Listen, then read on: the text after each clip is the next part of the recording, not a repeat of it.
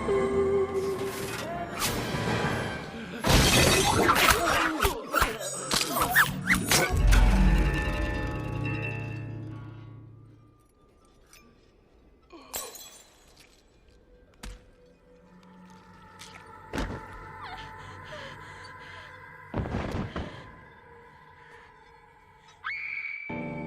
Guys and welcome back to movie in short. एक true incident पे based the movie ghost ship, जिसमें सोने के लालच में चली जाती है एक क्रू सदियों पहले खोए हुए एक घोस्ट शिप के अंदर, जहां मिलते हैं उन्हें कुछ जानलेवा राज। तो देरी क्यों, लेट्स बिगिन।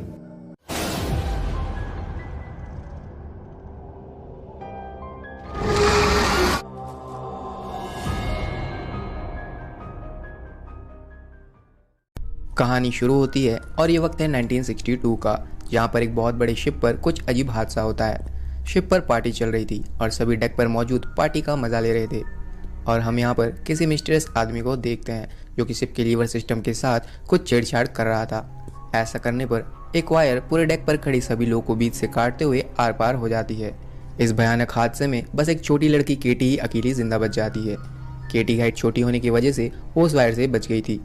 लोगों को बीच से ऐसा कटा हुआ देखकर वो जोर से चीखती है और सीन अब चेंज होकर प्रेजेंट टाइम में आ जाती है, जहां पर एक सैल्वेज क्रू एक शिप को रेस्क्यू करके किनारे पर लाती है। इसके बाद ये सभी लोग क्लब में बैठकर अपनी इस कामयाबी को सेलिब्रेट कर रहे थे। यहाँ पर इन्हें जैक फेरीमैन नाम का एक सर्विस पायलट मिलता है जो उन्हें एंटोनियो ग्रोजा नाम के एक शिप के बारे में इन्फॉर्मेशन शेयर करता है, जो कि सालों पहले कहीं पर गायब हो गया था। जैक उनसे कहता है कि जब ये शिप गायब हुआ था इसमें ढेर सारा सोना रखा गया था और फ्लाई करते वक्त उसने इस शिप को बैरिंग सी में कहीं पर देखा है। सैल्वेज क्रू डिसाइड करती है कि वो शिप को ढूंढने के लिए जाएंगे। नेक्स्ट डे जैक के साथ मिलकर ये सभी लोग बैरिंग सी की ओर निकल पड़ते हैं। डेस्टिनेशन पहुंचने पर उन्हें वहां पर कोई भी शिप दिखाई नहीं देती। सडनली उनकी बोट समंदर के बीच ही किसी चीज़ से टकरा जाती है एंड लकीली किसी को कोई चोट नहीं लगती। उनकी बोट एंटोनियो ग्रोजा नाम के उसी खोए हुए शिप से आ टकराई थी, जिस पे ये सब लोग अब बहुत ही खुश होते हैं। जैक और ग्रेग के अलावा बाकी सभी लोग उस शिप में चले जाते हैं। शिप के अंदर उन सभी के साथ कुछ अजीब घटनाएं होने लगती है। उन्हें एक साउंड आने लगती है जिसका पीछा करते हुए वो एक घड़ी तक जा पहुंचते हैं जिसके पेंडुलम से आवाज़ आ रही थी। इनके आने पर पेंडुलम अपने आप ही हिलना बंद कर देता है और जब मुंडर उसे छूने के लिए अपना हाथ आगे बढ़ाता है तो घड़ी से एक तेज़ आवाज़ आती है और वो बहुत ही डर जाता है। जब वो लोग आगे बढ़ते हैं तो देखते हैं कि एक टेबल पर पड़ा हुआ स्क्रिबल का खिलौना अपने आप ही वर्ड्स बना रहा था जिसमें लिखा था वेलकम। इन घटनाओं के बावजूद सोने की लालच में ये सभी और भी अंदर आ जाते हैं। अचानक मुंडर के नीचे की फर्श टूट जाती है और वो नीचे गिरने लगता है। यहाँ पर मॉरिन उसे पकड़कर बचा लेती है, लेकिन मॉरिन जब मुंडर को बचा रही थी उसे नीचे वहाँ पर खड़ी हुई केटी दिखती है जो इतने सालों के बाद आज भी बिल्कुल पहले जैसे ही दिख रही थी। दोबारा देखने पर मॉरिन को वहाँ पर कोई भी नहीं दिखता। सब मिलकर इन दोनों को ऊपर खींच लेते हैं, लेकिन ये सब मॉरिन के लिए बहुत ही शॉकिंग था। बोट को सर्च करते वक्त डॉज को वहाँ पर एक डिजिटल घड़ी मिलती है, लेकिन चौंकाने वाली बात तो ये है कि 1962 के वक्त में कोई डिजिटल घड़ियां होती ही नहीं थी। इस पर मर्फी कहता है कि शायद उन लोगों से पहले भी कोई शिप को ढूंढ कर सैल्वेज कर चुका है। शिप के मैनुअल को लेकर वो सभी वापस अपनी बोट पर आ जाते हैं। रात में मॉरिन जैक से कहती है कि उसने शिप पर किसी छोटी बच्ची को देखा है। जैक उसका यकीन नहीं करता है और उसका वहम बताते हुए उसे आराम करने को कहता है। दूसरी सुबह क्रू को पता चलता है कि शिप में एक बहुत बड़ा होल है और शिप डूब रही थी। ये लोग डिसाइड करते हैं कि 3 दिन में वो उस होल को रिपेयर करके शिप को अपने साथ ही ले जाएंगे और तुरंत काम में लग जाते हैं। शिप के अंदर घूमती हुई मॉरिन एक स्विमिंग पूल के पास आ जाती है जहाँ पर उसे कुछ बुलेट होल्स और बुलेट शेल्स दिखती हैं। वो इससे थोड़ा सोच में पड़ जाती है। जब वो वापस ऊपर चढ़ने लगती है तभी उसके सामने केटी नजर आती है। डर के वो नीचे गिर जाती है और उसके सर पर चोट लगने की वजह से उसमें अब खून बहने लगता है। यहाँ पर हम देखते हैं कि फर्श पर पड़ा उसका खून अपने आप ही गायब हो जाता है, जैसे मानो ये सिर्फ उसे एब्जॉर्ब कर रहा हो। दोबारा देखने पर इस बार उसे वहाँ पर जैक दिखता है जो उसे बाहर निकालता है। इन दोनों के यहाँ से जाने के बाद स्विमिंग पूल अब खून से भर जाता है और खून में बहुत सारी लाशें फ्लोट कर रही थी। दूसरी ओर मर्फी कैप्टन के रूम को एक्सप्लोर कर रहा था जहाँ पर उसे एक वाइन से भरी हुई ग्लास मिलती है। जैसे ही वो उसे पीने के लिए उठाता है उसे सामने आईने में खुद की जगह कैप्टन वाइन पीते हुए दिखता है। ये देखकर वो डर जाता है और उसके हाथ से वाइन की ग्लास नीचे गिर जाती है। सीन वापस मॉरिन और जैक पर आती है जो लॉन्ड्री रूम से होते हुए इंजन रूम के दरवाजे खोलते हैं। दरवाज़ा खोलते ही पानी की एक तेज़ लहर दूसरी ओर से आकर उनसे टकराती है जिसमें बहुत सारी लाशें थी और दोनों बहुत डर जाते हैं। वापस जाने के लिए जब ये लोग पीछे जाते हैं तो देखते हैं कि जहाँ से ये लोग आए थे वो डोर अब लॉक हो गया है, तो अब ये लोग अपने खोले हुए डोर के रास्ते ही आगे बढ़ जाते हैं। अब हम ग्रीड को देखते हैं जिसे फ्रांसेस्का की वॉइस सुनाई दे रही थी। फ्रांसेस्का 1962 में इस शिप में सिंगर हुआ करती थी। जब ग्रीड इस आवाज़ का पीछा करता है तो उसे वहाँ पर कुछ भी नहीं मिलता, मगर एज एन ऑडियंस हम फ्रांसेस्का को देख पाते हैं जो उसी के सामने बैठी हुई थी। जैक और मॉरिन वापस क्रू के पास पहुँचने के लिए रास्ता ढूंढ रहे थे। उन्हें एक रूम मिलती है जहाँ पर बहुत सारा सोना रखा हुआ था। खुशी से जब दोनों बाकी के क्रू मेंबर्स को इसके बारे में बताने जा रहे थे, उन्हें लॉन्ड्री रूम से कुछ आवाज़ें आती है।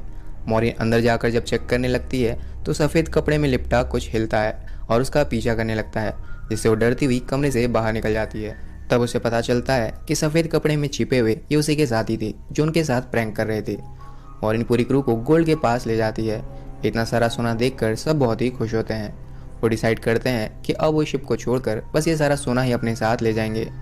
वापस जाने के लिए सैंटोस बोट के इंजन को क्लियर कर रहा था, तभी वहाँ पर रखी हुई प्रोपेन की गैस सिलेंडर अपने आप ही ऑन हो जाती है। केटी जो कि ये सब देख रही थी, मॉरिन को इसके बारे में वार्न करने की कोशिश करती है, लेकिन कोई यहाँ पर आकर केटी को रोक देता है। बोट के ब्लास्ट हो जाने से अब ये सभी लोग इसी शिप में फंस जाते हैं। इस हादसे के बाद अब मॉरिन को बस केटी के राज के बारे में ही जानना था और उसे ढूंढने में लग पड़ती है। क्लूज का पीछा करते हुए उसे केटी की रूम मिल जाती है। दूसरी ओर डॉज और मुंडर को भी बहुत भूख लगने पर वो दोनों किचन में खाना खा रहे थे, लेकिन कुछ देर बाद उन्हें रियलाइज़ होता है कि जो खाना वो लोग खा रहे थे वो दरअसल कीड़े हैं और दोनों ही उल्टी करने लगते हैं। मॉरिन जो कि केटी के कमरे में पहुंच गई थी, वहां पर उस रूम की तलाशी कर रही थी और उसे अलमारी में केटी की लाश मिलती है जो कि अब एक कंकाल बन चुकी थी। वहीं पर ग्रिल के साथ भी कुछ स्ट्रेंज चीज़ें हो रही थी।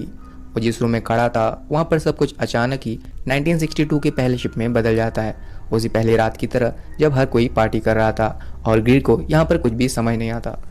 फिर हम मर्फी को देखते हैं जो कैप्टन के रूम में उदास बैठा था।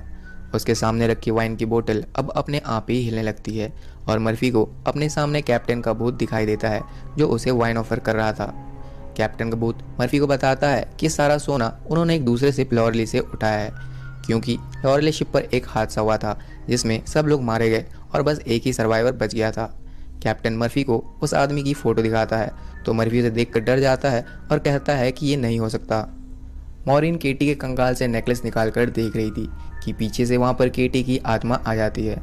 मॉरिन जब नेकलेस केटी के हाथ पर रखती है तब वो उसके हाथ के आर पार चली जाती है और मॉरिन को अब ये यकीन हो जाता है कि केटी एक भूत है। केटी मॉरिन से किसी ऐसे शख्स का जिक्र करती है जो लोगों की सोल्स यानी कि आत्माओं को कलेक्ट कर रहा है, और जब वो इसमें कामयाब हो जाएगा तब मेरी आत्मा को भी शांति मिल जाएगी। वो कुछ और बता पाए इससे पहले ही ये गोशिप केटी को डराकर भगा देती है। जाने से पहले केटी मॉरिन को इस शिप से भाग जाने के लिए कहती है। इधर मर्फी, जिसे एक डरावनी राज का पता चला है, अपनी क्रू को इसके बारे में बताने के लिए ढूंढ रहा था, लेकिन रास्ते में उसे हर जगह बस मरे हुए सैंटोस का भूत दिखाई देता है। ग्रीर को भी फ्रांसेस्का का भूत सीड्यूस करते हुए एक लिफ्ट के पास ले जाती है।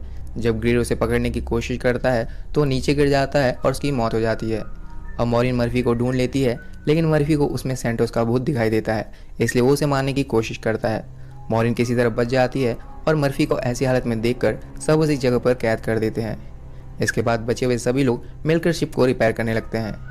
मॉरिन को केटी फिर से मिलती है जो उसे इस शिप के राज को दिखाने के लिए 1962 के उस रात में बीती हुई वारदात शो करती है। लॉरेली शिप से आए हुए सोने के लालच में इस शिप के सभी शेफ्स ने खाने में जहर मिला दिया था और फिर शिप के बाकी स्टाफ फिर स्विमिंग पूल में जाकर बाकी लोगों को गोली मार देते हैं और फिर केटी को भी इन्हीं लोगों ने उसके कमरे में लेकर मार डाला। इसके बाद अभी लोग आपस में ही एक दूसरे को मारने लगते हैं। फ्रांसेस्का भी इन सब में शामिल थी जो लास्ट क्रू मेंबर को गोली मार देती है। ये सब कुछ वो लॉरेली शिप के आखिरी बचे हुए सर्वाइवर के लिए कर रहे थे और ये सर्वाइवर कोई और नहीं बल्कि जैक था। जैक इसके बाद फ्रांसेस्का को भी एक हुक से लटका कर मार देता है। जैक वही पायलट था जो मॉरिन के ग्रुप को इस गोश्त शिप पर सोने का लालच देकर लाया था। जैक एक डीमन है जो लोगों को मारकर उनकी आत्माओं को कलेक्ट करता है। इस जानने के बाद मॉरिन जल्दी मर्फी के पास जाती है। मर्फी को जिस जगह इन लोगों ने बंद किया था वहाँ पर पानी भर गया था और मर्फी डूब के मर चुका है। मर्फी के हाथ में वही फोटो था जो कैप्टन की भूत ने उसे दिया था और पिक्चर में जैक ही था। मॉरिन डॉज को जैक पर नजर रखने के लिए कहकर मुंडर को ढूंढने के लिए चली जाती है। मुंडर इंजन रूम में ही फंस गया था जहाँ पर अब पानी भर गया है। इंजन अपने आप ही ऑन हो जाती है जिससे मुंडर के टुकड़े हो जाते हैं। जब पाइप्स में खून भर जाती है तो मॉरिन को पता चल जाता है कि मुंडर की भी मौत हो गई। दूसरी ओर डॉज को भी जैक की असलियत के बारे में पता चल जाता है और वो उसे गोली मार देता है। जैक को मरा हुआ समझकर वो यहाँ से चला जाता है। मॉरिन भी शिप में हर जगह अब बॉम्ब प्लांट कर रही थी। डॉज यहाँ पर आकर उसे शिप को ब्लास्ट करने से मना करता है, क्योंकि ऐसा करने से सोना भी शिप के साथ ही चला जाएगा। जब मॉरिन पर इस लालच का कोई असर नहीं होता तब डॉज का फेस बदलने लगता है, जो कि दरअसल डीमन जैक था, जो किसी का भी फॉर्म ले सकता है। वो मॉरिन से कहता है कि जिस तरह से तुम बोट्स को सैल्वेज करती हो उसी तरह मैं सोल्स कलेक्ट करता हूँ, यही मेरा काम है। अगर वो शिप को डिस्ट्रॉय करेगी तो जितनी सारी सोल्स उसने आज तक कलेक्ट की हैं वो सब आज़ाद हो जाएंगी। फिर जैक मॉरिन पर हमला करके रिमोट उसे दूर कर देता है, लेकिन मॉरिन एक क्रॉसबो से बटन को शूट कर देती है और कुछ शिप से कूद जाती है। शिप ब्लास्ट हो जाती है और समंदर में डूबने लगती है। मॉरिन शिप के मलबे में बाहर का रास्ता नहीं ढूंढ पा रही थी। यहाँ पर केटी आके उसे बाहर निकलने में मदद करती है। मॉरिन ने सभी सोल्स को डीमन की कैद से आज़ाद कर दिया। अब मॉरिन को एक दूसरी शिप देख लेती है और वो उसे ज़मीन पर ले आती है। एम्बुलेंस से वो जैक को देखती है जो अभी भी जिंदा था और अपनी गोल्ड को जैक एक दूसरे शिप पर लोड करवा रहा था। यानी कि उसके सोल कलेक्ट करने का ये सिलसिला अभी फिर से किसी दूसरे शिप पर शुरू होगा। एंड इसी के साथ मूवी एंड्स। तो ये थी मेरी पूरी explanation on the movie ghost ship.